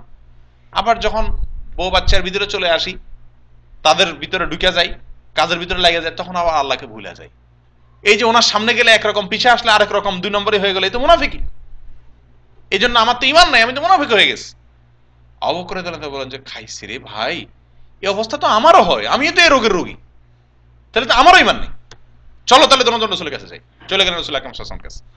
আয়েশা বললেন ইয়া রাসূলুল্লাহ, আমাদের তো মনের এই অবস্থা, আমরা তো তার আমাদের কি হবে তাইলে? আমাদের তো ঈমানই নেই, আর যার ঈমানই নেই সে তো কোনোদিন জান্নাতে যাবে না, চিরকাল জাহান্নামে পড়বে। ইয়া রাসূলুল্লাহ, আমাদের তো বাসায় গেলে, কাজে গেলে আর আপনার কথা মনেই থাকে না। রাসূল আকরাম সাল্লাল্লাহু আলাইহি ওয়াসাল্লাম ইরশাদ করলেন ওয়াল্লাযী নাফসি বিয়াদিহি লাউ তাদুমুনা আলা মা তাকুনুনা ইনদি, তোমরা আমার কাছে আল্লাহর জিকিরের মজলিসে যখন থাকো তখন তোমাদের মনের যে অবস্থা হয়, এই অবস্থা যদি সবসময় ধরে রাখতে পারতা, সবসময় যদি এই অবস্থার উপর থাকতে পারতা, আল্লাহর কসম, যার হাতে আমার জীবন, তার শপথ করে বলছি, লাসা ফাহাতকুমুল মালাইকাতু আলা ফুরুশিকুম ওয়া ফি তুরুকিকুম, রাস্তার মোড়ে মোড়ে দাঁড়িয়ে আল্লাহর ফেরেশতারা তোমাদের সাথে মুসাফা করত। যদি তোমরা এই অবস্থায় থাকতে পারতা, এত সোজা না যে এখানে যে অবস্থা থাকবে এটা সবসময় থাকবে, এটা এরকম সোজা না। তাহলে কি করতে হবে? আমাদের এই যে ঈমান বাইরে চলে গেলে থাকে না, দুর্বল হয়ে যায়, এটাকে মজবুত করতে হবে কিভাবে? এই মজলিসগুলোতে বেশি বেশি যাইতে হবে। মজলিসগুলোতে বেশি বেশি, বা ব্যাটারির চার্জ কমে গেলে একটু চার্জ দেওয়া লাগে না? নাকি কিনলে ওটা দিয়ে সারা জীবন চলে? চার্জ কমবে, এটা স্বাভাবিক। কমলে আবার কি করতে হবে? দিতে হবে। ঈমানের চার্জ এরকম কমবে, কমলে আবার দিতে হবে। ব্যাটারি চার্জের জন্য যেরকম কারেন্টের লাইন লাগে, ঈমানের চার্জ দেওয়ার জন্য দরকার হলো জিকিরের মজলিস। কিসের মজলিস? আল্লাহ এর আলোচনা হবে, রাসূলের আলোচনা হবে, আখিরাতের আলোচনা হবে, ঈমানের আলোচনা হবে। এই মজলিসে বসলে ঈমানের ব্যাটারি চার্জ হয়ে যায়। এই যে ব্যাটারিকে চার্জ করে নিলে, একবার ফুল করে নিলে আপনি কিছুদিন আবার চলতে পারবেন ইনশাআল্লাহ। আবার যখন দেখবেন যে চার্জ কমে আসছে, আবার চার্জ নেওয়ার চেষ্টা করবেন। এভাবে যদি জিকিরের মজলিসে যাওয়া আসা করেন, ইনশাআল্লাহ আপনার ঈমান বাড়তে থাকে। কথা বুঝতে পারছেন কিনা? আল্লাহ আমাদের সকলকে ঈমানকে আপনি বৃদ্ধি করে দেন। আল্লাহ তাআলা কোরআনে কারীমের ভিতরে বলেন, ঈমানদার কারা, তাদের সম্পর্কে আল্লাহ তাআলা বলতে গিয়ে বলেন, ইন্নামাল মুমিনুনা আল্লাযীনা ইযা যুকিরাল্লাহু ওয়াজিলাত কুলুবুহুম, ঈমানদার হলো ওই সমস্ত লোকেরা যাদের সামনে আল্লাহর আলোচনা করলে তাদের অন্তরটা গলে যায়। অন্তর কি হয়ে যায় রে ভাই? কিছু মানুষ আছে, আল্লাহ মাফ করুক, আমাদেরও জীবনে কখনো কখনো মাঝে মধ্যে হয়তো এরকম আসে যে আমাদের অন্তরগুলো পাথরের মতো শক্ত হয়ে গেছে ভাই, গলে না। যতই আল্লাহর আলোচনা হোক, যতই কবরের আলোচনা হোক, যতই হাসর আর জান্নাত জাহান্নামের আলোচনা হোক, অন্তরটা কি হয় না রে ভাই? গলে না। নিজেকে বড় শেয়ানা মনে করি, পাকনামি মনে করি যে আরে কত ওয়াজ শুনছি, আমি আমার কুকাম করুম, এত সোজা, হুজুরের এক কথায় খাইতে যেমন সব ছেড়ে দিমু, মানুষে যেমন হয় নাকি? এরকম নিজেকে পাকনা মনে করে বসে থাকে কিছু লোক, তাদের অন্তরগুলা পাথরের মতো শক্ত, গলে না। প্রিয় দিনী ভাইরা, ঈমানদার হলো ওই সমস্ত লোকেরা, আপনার অন্তরে ঈমান আছে কিনা তার আলামত হলো আল্লাহর আলোচনা যখন করা হবে, আপনার অন্তর ভয়ে প্রকম্পিত হবে, অন্তরের উপরে ঝড় চলে যাবে, অন্তর বিগলিত হবে, গলে যাবে, নরম হবে, আল্লাহর ভয় অন্তরে ঢুকবে। এটা প্রমাণ হলো আপনার ভিতরে কি আছে? ঈমান আছে। ভাই আল্লাহর ভয়, ভয় ভয় ভয় কোনো ভালো জিনিস নাকি? কিরে ভাই, ভয় পাওয়া কোনো ভালো জিনিস নাকি? দুনিয়াতে আমরা যে বসবাস করি, সারাদিন যে ভয় পায়, এই বেটা তো হার্টের রোগী নাকি? সবসময় ভয় পাইলে এটা হার্টের রোগী না? এর নিয়ে সমস্যা আছে না? ভয় পাইলে তো সে অসুখে থাকে নাকি? কিন্তু না ভাই, আল্লাহর ভয়টা ভিন্ন। আল্লাহর কসম, আল্লাহর ভয় অন্তরে আয়না দেখেন, একটু আয়না দেখেন চেষ্টা করে, জিকিরের মজলিসে বসা একবার যদি আল্লাহর ভয় অন্তরে আনতে পারেন, দেখবেন কসম আল্লাহর, কষ্ট পাবেন না, সুখ পাবেন। দুনিয়াতে ডাকাতের ভয় মানুষ কষ্ট পায় মনে, কেউ মারবে, খুন করবে, কষ্ট দিবে, এরকম ভয় হলে মনে সে সুখ পায় না কষ্ট পায়? কিন্তু আল্লাহর ভয় যখন অন্তরে আসে, আল্লাহর কসম মানুষ কষ্ট পায় না, সুখ পায়। পায় কি পায় না? আল্লাহর ভয় অন্তরে আসলে কিন্তু মানুষের ব্যথা অনুভব হয় না, বরং আরো শান্তি অনুভব হয়, কারণ ইমান বাড়ে। আল্লাহ স্মরণের দ্বারা ইমান অন্তর প্রশান্ত হয়ে যায়, ইমান বাড়ে। অতএব জিকিরের মজলিসে বেশি বেশি আসবেন ইনশাআল্লাহ। অনেক ভাইকে ইসলামিক সেন্টারের এই সমস্ত মজলিসে আসতে শয়তান বাধা দিয়ে রাখে, এক একজনকে এক একটা দিয়ে বাধা। একজনকে বলে, আরে এগুলা ওয়াহাবি, সৌদি আরবের, এগুলা সব আহলে হাদিস, সব হাম্বলি মাযহাবের, আমরা হানাই মাযহাবের, আমরা এখানে যাবো কেন? এসব বলে অনেক ভাই আসে না, ঠিক কি ঠিক না? ওনারা কি খুব লাভ করেন? রুমে বসে উনি কি করেন? আমরা এখানে আল্লাহ রাসূলের কথা বলি, উনি রুমে বসে কি কাজ করবেন? হয় টিভি সিনেমা দেখবেন বা দুনিয়ার কোনো কাজ করবেন। লোকটা কি লাভবান হলো না ঠকলো? তাকে শয়তান ঠকাইলো একটা বুদ্ধি দিয়া, হ্যাঁ? আরেকজনকে বলবো, আরে এগুলার কাম নাই, আর কি করে, তোর তো অনেক কাম আছে। এক একজনকে শয়তান এক একটা বুঝাইয়া জিকিরের মজলিস থেকে দূরে রাখে, যাতে করে তার ঈমান বৃদ্ধি হইতে না পারে। আল্লাহ আমাদের অন্তরগুলাকে ঈমান দিয়ে পরিপূর্ণ করে দেয়। আল্লাহ তাআলা ঈমানের ঠিকানা রাখছেন অন্তর। ওয়াকালবুহু মুতমাইন্নুম বিল ঈমান, যার ঈমান টয়টম্বুর থাকবে অন্তর দিয়ে, যার অন্তর টয়টম্বুর থাকবে ঈমান দিয়ে, সেরকম লোক হওয়ার আল্লাহ তাআলা আমাদের তৌফিক দান করেন। প্রিয় দিনী ভাইরা, তাহলে ঈমানের মজলিসে, ইলমের মজলিসে আল্লাহর আলোচনা হয়, সেই মজলিসে যাবেন না যাবেন না? ইনশাআল্লাহ। এরকম মজলিসে আসলে কি হবে? ঈমান বাড়বে ইনশাআল্লাহ। একবার এক সাহাবী অন্য এক সাহাবীকে লক্ষ্য করে বললেন, হযরতে আব্দুল্লাহ ইবনে রাওয়াহা রাদিয়াল্লাহু তাআলা আনহু, উনি ওনার এক সঙ্গী অন্য সাহাবীকে লক্ষ্য করে বললেন, তাআল তাআল হাত্তা নুমিনু সাআতা, কিছু সময় ঈমান আনি। ওই সাহাবী বললেন, ক্বালা আওয়ালাইসা মুমিনিন, ঈমান আনতে বলতেছেন আপনি, আমার কি ঈমান নাই? আমার তো ঈমান আছে, আমি তো ঈমানদার, আবার ঈমান আনবো কেমনে? ঈমান তো আছে, আবার ঈমান আনবো কিভাবে?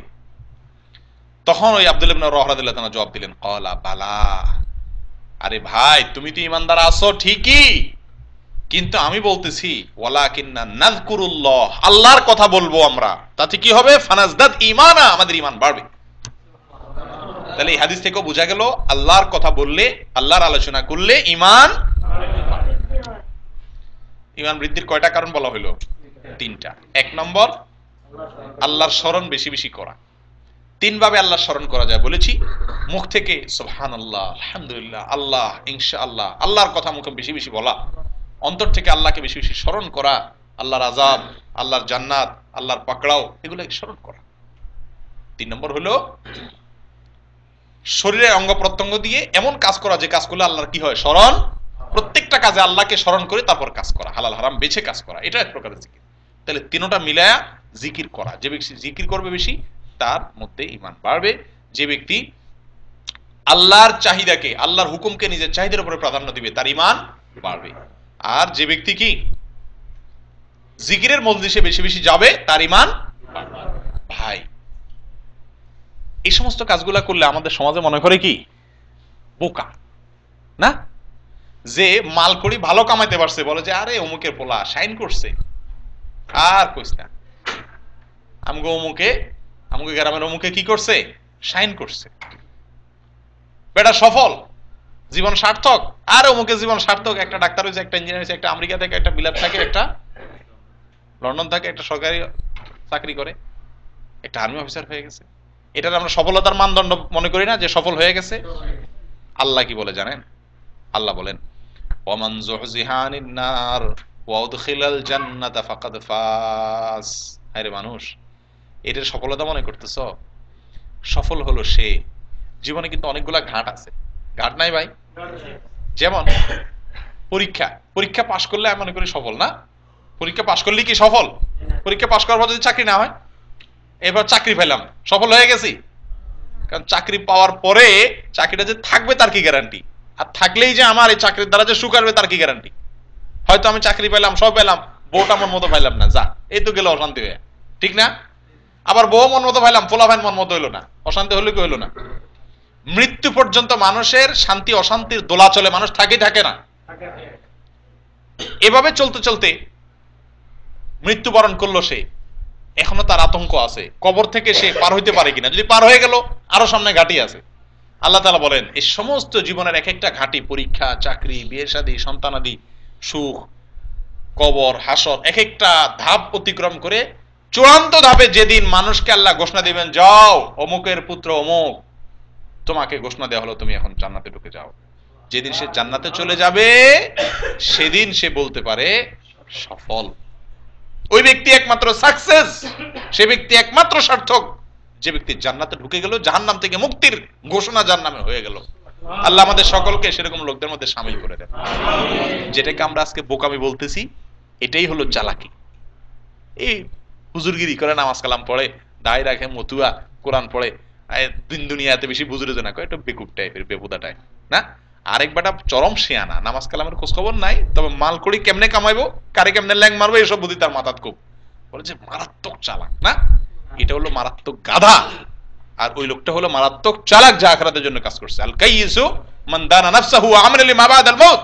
বুদ্ধিমান সে যে ব্যক্তি আত্মপরিচয় লাভ করছে আর মৃত্যু পরের জীবনের জন্য সঞ্চয় করছে।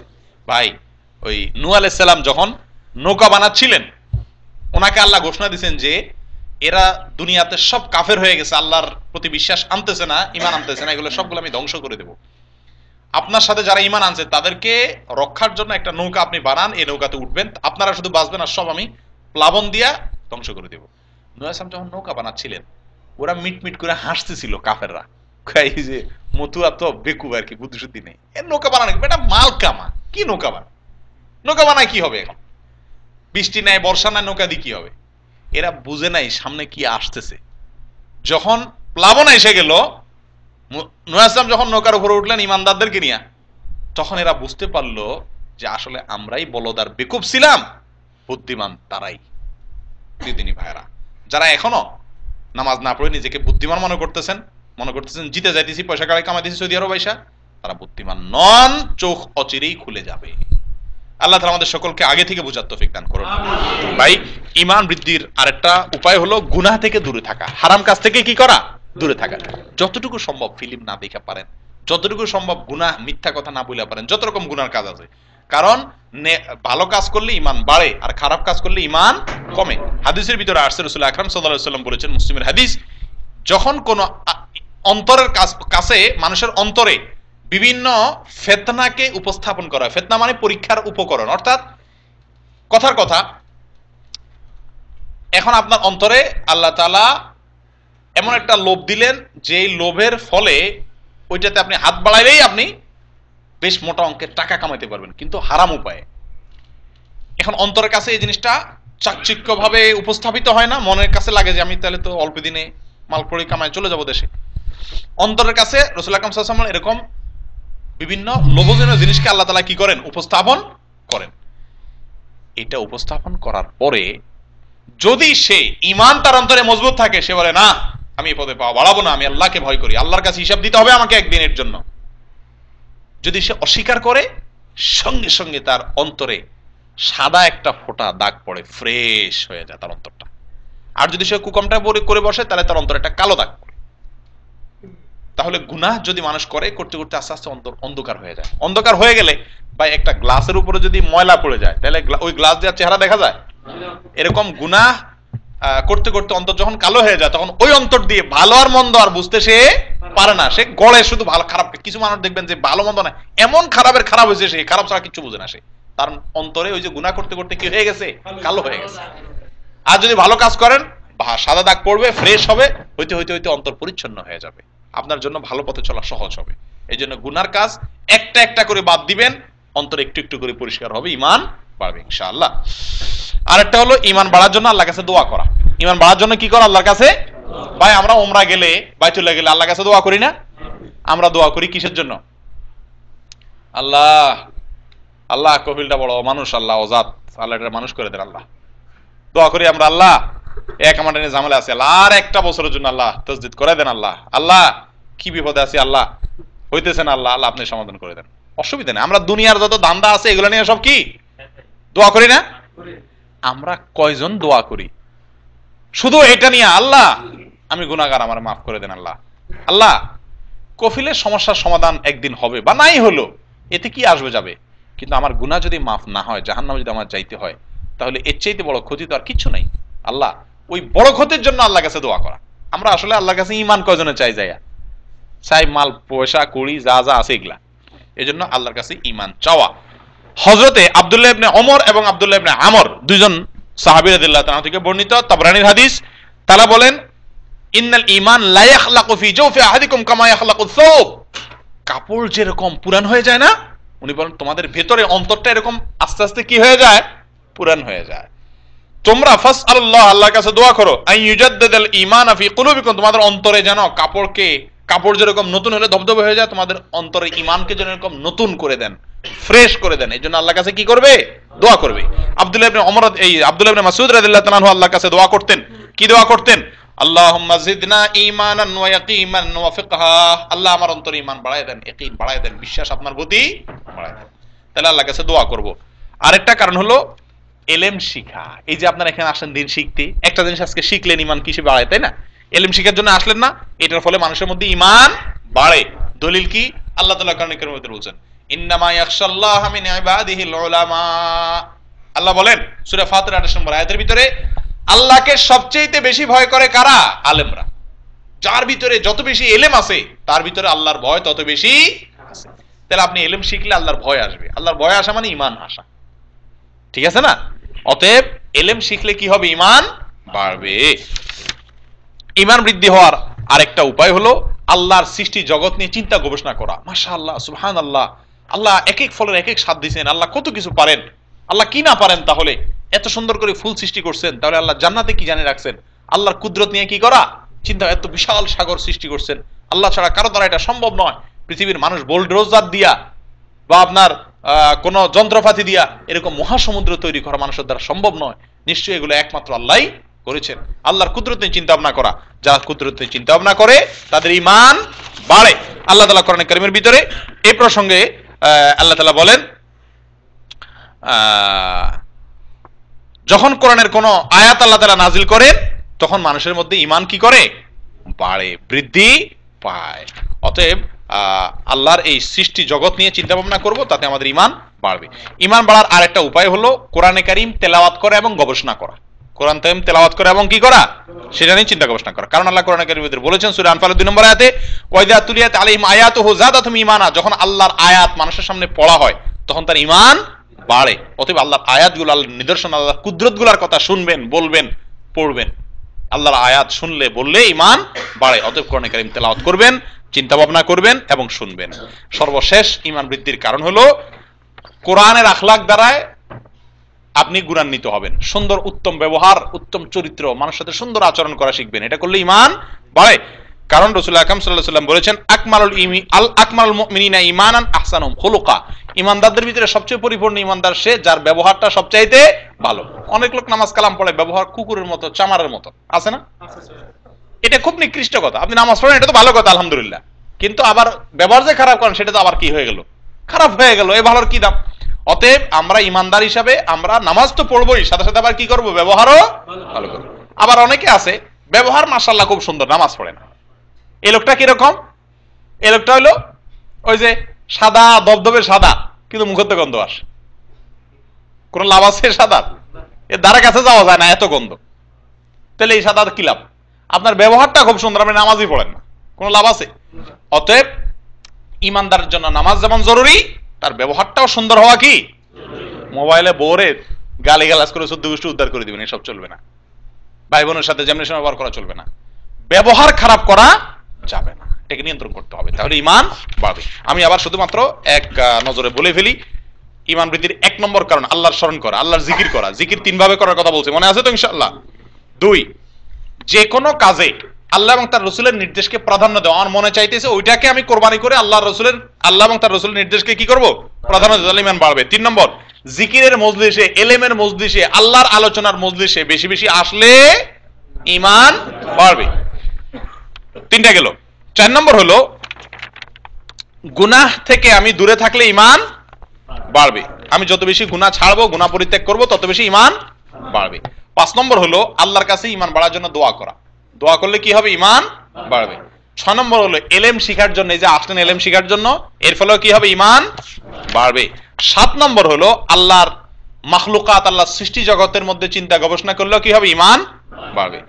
8 নম্বর হলো কোরআনের আয়াত শুনবেন, পড়বেন অর্থ সহকারে এবং চিন্তা করবেন, গবেষণা করবেন, এর ফলেও কি ইমান বাড়বে। সর্বশেষ 9 নম্বর হলো উত্তম চরিত্র ব্যবহার ভালো করার চেষ্টা করবেন, এর ফলে ইমান বাড়বে। আল্লাহ তাআলা আমাদের সকলের ইমানগুলাকে বৃদ্ধি করার তৌফিক দান করেন, ইমানগুলাকে মজবুত করার তৌফিক দান করেন, যাতে করে এই ইমান মজবুত না হলে কিন্তু এই ইমান মৃত্যুর আগে যে কোনো মুহূর্তে ইমান নষ্ট হয়ে যেতে পারে, যাতে সেটা না হয়। আল্লাহ তাআলা পরিপূর্ণ ইমান নিয়ে আমাদের সকলকে দুনিয়া থেকে খাঁটি ইমানদার হয়ে আল্লাহকে খুশি করে যাওয়ার তৌফিক দেন, যাতে করে আমরা জান্নাত লাভ করতে পারি। জাযাকুমুল্লাহ ওয়া আখিরু দাওয়ানা আনিল হামদুলিল্লাহি রাব্বিল আলামিন। প্রতি সপ্তাহে এখানে আলোচনা হয়, প্রতি সপ্তাহে শুক্রবারে এই সময়ে এখানে বিভিন্ন শেখরা আসে, আমরা একটু সময় বসি এরকম। তো আমি দাওয়াত করব আপনাদেরকে যেন আপনারা নিয়মিত আসেন, আর বিশেষ করে এই শেখ যেদিন আসবে আমি সবাইকে অনুরোধ করব যে আপনারা একটু কাইন্ডলি আসবেন এবং অন্য ভাইদেরকে বলবেন, কমপক্ষে একজনে আমরা কি করব, 3 জনকে দাওয়াত দিব। জি বলেন। ধরেন আমার টিচার অমুসলিম হয়, ওনার জন্য কি কোনো রকমের দোয়া করতে পারবো? অবশ্যই দোয়া করতে পারবেন, অমুসলিমের জন্য দোয়া করা যাবে, কিন্তু তার জন্য দোয়াটা হবে হেদায়েতের দোয়া। আল্লাহ যেন তাকে সঠিক পথে আসার তৌফিক দেয়, আল্লাহকে চেনার তৌফিক দেয়, ঈমান আনার তৌফিক দেয়। যে ব্যক্তি তার মালিককে চিনে না, এর চাইতে হতভাগা আর কেউ নেই, ঠিক কিনা? যে তার মালিক চিনে না, মালিকের পরিচয় তার কাছে নাই, তার চাইতে কপাল পড়া আর কে আছে? জন্মদাতা পিতা চিনে না, এর চাইতে কপাল পড়া কেউ আছে? ঠিক একইভাবে যে ব্যক্তি তার সৃষ্টিকর্তাকে চিনে না, যে ব্যক্তির ইমানই নাই, সে অমুসলিম, সে আল্লাহর পরিচয় পারে না, নবীর পরিচয় পারে না, এর চাইতে হতভাগা আর কেউ নেই। এই বেচারারে আমি টাকা পয়সার জন্য, অন্য কিছুর জন্য দোয়া করা না, তার জন্য মেইন দোয়াটা দরকার কিসের? হেদায়েতের। আল্লাহ তুমি আমার মুদিরকে সঠিক পথটা দেখাই দাও, আল্লাহ তুমি তোমার পরিচয় তাকে দান করো, মালিকের সঙ্গে পরিচয় হওয়ার তৌফিক তাকে দান করো। তার জন্য হেদায়েতের দোয়াটা আমরা করব ইনশাআল্লাহ। জি বলুন। এখন অধিকাংশ লোক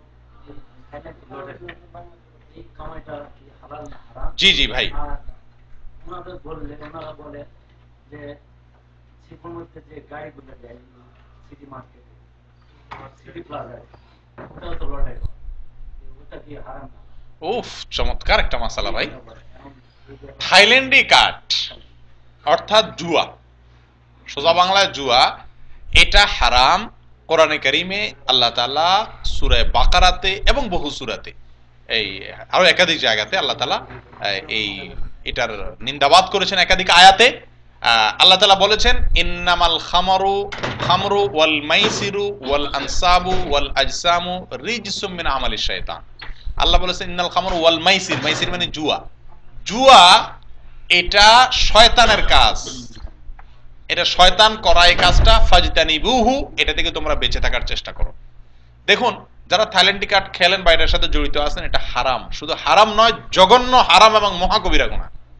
এটা থেকে লব্ধ যে সম্পদ আসবে ওই সম্পদটা হারাম হবে, আর এই কাজের পিছনে যে পয়সাটা ব্যয় করবেন সেটুকু হারাম পথে ব্যয় করা হবে। কিয়ামতের ময়দানে আল্লাহ তাআলা কোন মানুষকে তার পাও নাড়াইতে দিবেন না কয়েকটি প্রশ্নের উত্তর দেওয়া ছাড়া, 4টি প্রশ্নের উত্তর দেওয়া ছাড়া কোন মানুষকে পাও নাড়াইতে দিবেন না জায়গা থেকে। এর ভিতরে একটা হলো সম্পদ তুমি কিভাবে কামাইছো, আরেকটা হলো এরই প্রাসঙ্গিক আরেকটা হলো কোথায় খরচ করছো। থাইল্যান্ডি কাঠ কিনতে গিয়ে খরচ করছো আর থাইল্যান্ডি করে কামাইছো, কামাই আর ব্যয় এই দুইটা প্রশ্ন বিষয় আল্লাহ জিজ্ঞাসাবাদ করবেন। অতএব থাইল্যান্ডি খেলা হারাম, জুয়া হারাম, এতে কোনো সন্দেহ নাই। একটা কথা ক্লিয়ার রাখেন যে হারাম উপায়ে কোনোদিন শান্তি আসবে না। জুয়া খেলে আর সুখী হয়েছে আমার একটা দেখান তো, আপনাদের জানা মতো আছে কোনো? সৌদি আরবে বলো দিয়া ডিউটি করে কষ্ট করেও সুখী হয়েছে এরকম বহু লোক আছে, কিন্তু থাইল্যান্ডি কার্ড খেলে সুখী হয়ে গেছে, দেখাতে পারবেন একটাও? 1 লাখ রিয়াল 2 লাখ রিয়ালের মালিক হয়ে যেতে পারে, সুখী হইতে পারে, টাকার মালিক হলে সুখী হয় না। সুখ ভিন্ন জিনিস। আল্লাহ তাআলা সুখ টাকার সঙ্গে রাখেন নাই সব সময়। অতএব যারা থাইল্যান্ডি কার্ড খেলেন সুখের আশায়, তাদেরকে বলে দেই, 1 নম্বর কথা হলো এটার মাধ্যমে সুখ আসবে না। হারামে আরাম নাই। হারামে কি নাই? আরাম নাই। এটা ঈমান থাকলে আপনাকে বিশ্বাস করতে হবে। 2 নম্বর হলো আরাম যদি সাময়িক পানও, তাহলে চিরস্থায়ী ব্যারামের জন্য অপেক্ষা করেন। চিরস্থায়ী ব্যারাম কি? জাহান্নামের আগুন এবং আল্লাহর শাস্তি, আল্লাহর আযাব, এটার জন্য অপেক্ষা করেন। দুনিয়াতে আল্লাহ শাস্তি দিবেন, আখিরাত তো আছেই। অতএব থাইল্যান্ডি কাজ জায়েজ নাই। এটার সাথে যারা এখনো লোভ সামলাতে পারেন নাই, আল্লাহর ভয়ে সরে আসেন, এখনো সময় আছে, ভালো পথে আসেন। এটা কোনো হালাল পদ্ধতি নয়। এবার আসেন, যারা থাইল্যান্ড টিকেট খেলেন তারা একটা যুক্তি দেখান যে এদেশে বিভিন্ন বড় বড় সুপার মার্কেটে গাড়ি রেখে দেয়, আর ওই কুপন যারা কিনে ওখানে কুপন থাকে, কুপন পূরণ করে ফালাইতে হয়, ফালালে পরে কি হয়?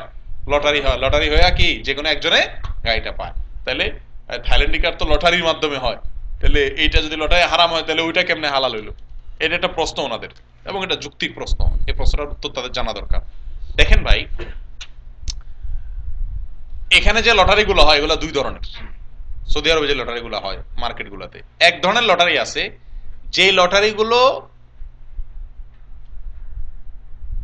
কোন টাকা পয়সা খরচ করিয়া ওই লটারিতে অংশগ্রহণ করা লাগে না, বিনা পয়সা লটারি। এই লটারি কিন্তু হারাম না। থাইল্যান্ডি কার্ডে যদি কোনো টাকা দেওয়া না লাগতো, এমনি সবাই নাম দিলে যে কোনো একজন পুরস্কার পেল, তাহলে কিন্তু এটা হারাম হইতো না। কথা বুঝতে পারছেন? আপনি টাকা দিয়ে যদি জুয়া কিনেন তখন যে কি হবে? হারাম হবে। এখন এদেশে কিছু কিছু লটারি আছে যেগুলো বিনা পয়সার লটারি। বিনা পয়সার লটারি মানে কথার কথা, আপনি এটা মার্কেটে ঢুকলেন, ঢুকার সময় আপনার এটা কি দিল? টোকেন দিল। আপনি টোকেনটা কি করলেন? নাম ঠিকানা লেখা বাক্স ফাড়লেন, ওখান থেকে যে কোনো একজনকে উঠাইয়া তারাও কি দিল? পুরস্কার দিল। তাহলে আপনি কিন্তু টোকেনটা কিন্তু টাকা দিয়ে কিনেন নাই। কথা বুঝছেন কিনা? ফ্রি, যে কেউর জন্য এটা তো অংশগ্রহণ করার সুযোগ আছে। এই লটারি কিন্তু হারাম না। এখানে জুয়া নাই। জুয়া হলে যেখানে টাকা আছে, মাল। যেমন আপনাদের ইসলামিক সেন্টারের অনেক প্রোগ্রামে আপনারা দেখেন না, ঢুকার সময় এটা কি দেয়? নাম্বার দেয়। পরবর্তীতে ওই নাম্বারগুলোর মধ্য থেকে উঠাইয়া 1 বা 2 বা 5 জন 10 জনকে কি করে? পুরস্কার। এই যে আজকে আছে মাশাআল্লাহ শেখের কাছে। এই লটারি কিন্তু হারাম না, কারণ আপনারা এই টোকেনগুলো টাকা দিয়ে কিনছেন। যদি আপনারা আপনাদের থেকে শেখে 1 রিয়াল করে 2 রিয়াল করে নিত, যে টোকেন 2 রিয়াল করে নেন ভাই, মোবাইল লাগাও যেতে পারে, তাহলে কিন্তু হারাম হয়ে যেত। কথা বুঝছেন? এটা একটা। আরেকটা বুঝেন, এই দেশে মার্কেট থেকে মাল কিনলে ওইটার ফতুরার 1 কোণা ইয়া করে তারপরে রাখতে হয়, ওই নম্বরে লটারি হয়। সেটাতে কিন্তু কিছুটা জুয়ার গন্ধ আছে। কেমনে গন্ধ আছে? কারণ আমি টাকা দিয়ে মালটা কিনলাম, এর বিনিময়ে আমার লটারিটা হবে। সেজন্য এটা যাতে জায়েজ হয়, এই জন্য এই দেশের আলেমরা বাধ্য করে দিছে মার্কেট আলাদেরকে যে শুধুমাত্র মাল কিনার ফতুরা দিয়ে লটারি করা যাবে না। এই জন্য সমস্ত লটারিতে কিন্তু একটা প্রশ্ন থাকে, দেখবেন যারা এগুলো জানেন তারা জানেন। কথার কথা, আপনি নেস্টোতে গেলেন, 100 রিয়ালে মাল কিনলেন, আপনার একটা ফতুরা দিল। ফতুরা দিলে সাথে একটা লটারির টোকেন দিবে। এই টোকেনটা আপনি এমনি ফেলা দিলে হবে? জি না। এখানে প্রশ্ন থাকে 2-3টা। কি প্রশ্ন থাকে? নেস্টো মার্কেটটা শাখা কয়টা? নেস্টো মার্কেটের লোগোতে কয় রং আছে? সোজা সোজা প্রশ্ন, যেটা সবাই উত্তর জানে, ওরাও বলে দেয়। এই প্রশ্নের উত্তর যারা দিবে তাদের মধ্যে থেকে আবার একজনকে কি করে? লটারি করে পুরস্কার দেয়। এলেমের জন্য লটারি করলে পুরস্কার দিলে এটাতে কোনো অসুবিধা নাই। তাহলে এই পুরস্কারটা দিলে আপনার এলেমের জন্য, টাকার বিনিময়ে। এটা হলো মানে যাতে জিনিসটা হারাম না হয় সেজন্য প্রশ্ন উত্তরের সিস্টেম করে দেয় দেশে আলেমরা। এটা একটা। আর আরেকটা তো হলো যে এরকম লটারি, এটাতে কোনো অসুবিধা নেই। অতএব থাইল্যান্ড কার্ড যারা খেলেন তারা হারাম কাজ করেন, আর ওই লটারি এটা ভিন্ন, এটা এক না। আর আমরা প্রশ্ন উত্তর মনে না গেলে ভালো হবে। জি এক ভাই, কে ভাই জানে? এদিকে হাত তুলছেন, কে জানে? জি বলেন। বিমা করে, এই বিমা এটা কি? বিমা তার সাথে হলো ব্যাংকে টাকা রাখলাম, প্রতি মাসে আমাকে ইন্টারেস্ট দেয়। ভাই বিমা বলেন আর ব্যাংক বলেন, বিনা ব্যবসায় বিনা লাভ লসে যে টাকাটা আসে এটা হারাম, সুদ। আমি আপনার ব্যাংকে টাকা রাখলাম, বা ব্যাংকের মালিক টাকাটা আপনার দিয়ে রাখলাম, সেজন্য আপনি আমার মাসে মাসে এটা লাভ দিলেন, এটা সুদ। সুদ খাওয়া জায়েজ নেই, হারাম। কিন্তু আমরা ব্যাংকে কি টাকা রাখবো না? তার মানে অবশ্যই রাখবো। টাকা ব্যাংকে না রাখলে কোথায় রাখবো? কোথায় নিরাপদ? বাসা রাখা কি নিরাপদ? আমাদের দেশে বা যেখানেই হোক রুমে তো রাখা যাবে না, টাকা ব্যাংকে রাখতে হবে। টাকা ব্যাংকে রাখবেন, তবে বেনিফিট বা লাভ যেটুকু আসবে এটুকু দান করে দিবেন কোনো গরিব দুঃখীকে, এটা নিজে খাবেন না, এটা জায়েজ নাই। কথা বুঝছেন? আর অনেকে আছে ব্যাংকে টাকা রাখা মাসে মাসে রাখেই লাভ খাওয়ার জন্য, উদ্দেশ্য হলো মাসে লাখে 2000 করে পাবে, তো 10 লাখ ফেলা রাখলে মাসে 20,000 আসলে সংসার খরচটা এসে গেল। এটা জায়েজ নাই, হারাম, সুদ, এটা খবরদার। ইসলামী ব্যাংকে টাকা রাখলে দেখেন ইসলামী ব্যাংক অনেকগুলো আমাদের দেশে এখন হয়েছে, এগুলোতে টাকা রাখলে অন্য ব্যাংকের চাইতে ভালো, কারণ অন্য ব্যাংকওয়ালারা বলে কয়ে সুদ দেয়, এরা ডাইরেক্ট বলে কয়ে সুদ দেয় না, এর পার্থক্য। কিন্তু ইসলামী ব্যাংকও আমাদের দেশে বা যে কোনো দেশেই আজকের যে ব্যাংকিং এর যুগ, এই ব্যাংকিং এর যুগে কেন্দ্রীয় যে সুদী ব্যাংক ওটার অধীনে থাকতে হয়, এবং ইসলামী ব্যাংকগুলো মুখে যা বলে বাস্তবে ফিল্ডে গিয়া সেটা শতভাগ পরিপূর্ণ তারা বাস্তবায়ন করতে পারে না, তাদের দুর্বলতার কারণে বা ইচ্ছা শক্তির অভাবে, যার কারণে এগুলাও হালাল হওয়া নিয়ে সন্দেহ আছে। উত্তম হলো সেগুলার লাভটুকু না খেয়ে কোনো গরিবকে দেওয়া। সহজ বুদ্ধি, আপনার ভাই গরিব থাকলে, বোন গরিব থাকলে তাদেরকে দিয়ে দেন, আপনি লাভটা খায়েন না। ভাই শর্টকাট পদ্ধতিতে কামানোর চেষ্টা করবেন না। টাকা আল্লাহ দিয়েছে, জমি কিনে রাখেন, বাড়বে ইনশাআল্লাহ, বরকত হবে। বা কোনো ভালো বিজনেস করেন, কোনো একটা মার্কেট করেন, একটা দোকান করেন, ভাড়া আসবে, এটা আপনার জন্য পিওর হালাল। আপনি ব্যাংকে থুয়ে দিবেন আর মাসে মাসে শুধু কেবল জামা ইস্তারি করে করে ঘুরবেন আর মাসে মাসে শুধু লাভ খাবেন পকেটে নিয়ে, এই শর্টকাট পদ্ধতি অবলম্বন না করে ভালো। ইসলামী ব্যাংকে টাকা লাভটা হারাম হবে তা আমি বলি নাই, কিন্তু সন্দেহযুক্ত, এড়াইতে পারলে ভালো। জি, জাযাকুমুল্লাহ। তবে সংক্ষেপে শুধু এটুকু বলি, পয়লা বৈশাখ কোন মুসলমানের জন্য, পয়লা বৈশাখ উপলক্ষে যে অনুষ্ঠানগুলো হয় এগুলো কোনো মুসলমানের জন্য একটিও জায়েজ নয়। বলে পান্তা ইলিশ খাবো, এখানে না জায়েজের কি আছে?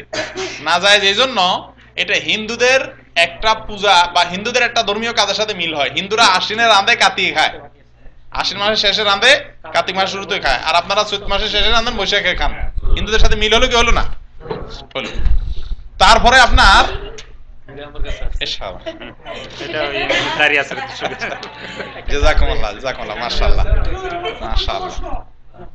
আমি শেষ করি। তো পয়লা বৈশাখ উপলক্ষে যে কাজগুলো হয় এগুলো বেশিরভাগই হারাম। কি এটা বিস্তারিত আলোচনা করলাম না। গাড়িতে কাগজ আছে, কাগজ দিয়ে দিচ্ছি, যে কয়টা আছে সবগুলো দিয়ে দিচ্ছি শেখের কাছে, অল্প আছে, বেশি নাই। এগুলো আপনারা ফটো করে বিয়োজন নিয়ে নিন ইনশাআল্লাহ। বলেন। আচ্ছা,